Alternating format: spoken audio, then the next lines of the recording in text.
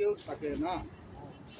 তো আদিবাসীদেরকে সঙ্গে কাজ, আজকে আমরা যদি জঙ্গলে কোনো প্ল্যান্টেশন হয়, যদি কোনো গাছ লাগানো কাজ হয়, তখনই দেখেছি বাঙালি লেবার আমরা পাই না, সেখানে আদিবাসীকেই পাই। তো আদিবাসীরাই হচ্ছে আমাদের জঙ্গলের সব কিছু। তো ঘটনাটা হচ্ছে আজকে যে মিটিংটা ডাকা হচ্ছে, আপনাদের সহযোগিতায় পাশাপাশি যে সমস্ত বন জঙ্গল রয়েছে, তুলেছি ছবিগুলো,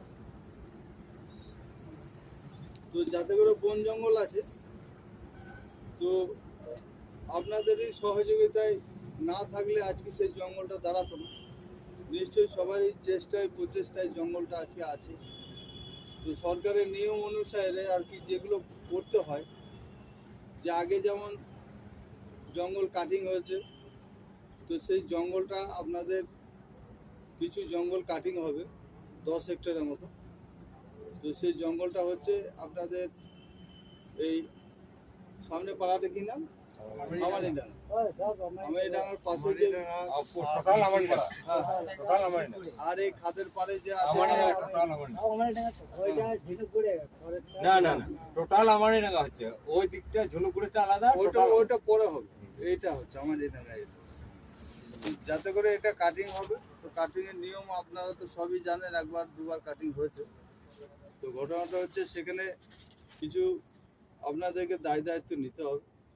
সেই দায় দায়িত্ব নেওয়ার মানে কিছু নিয়ম থাকে, এবং এপিসি যেমন একটা জঙ্গল কাটিং হলে বিক্রি হলে যে শেয়ার মানিটা পায়, হ্যাঁ, যে টাকা পয়সা যেটা পায় আর কি, সেটা আগে 25% ছিল।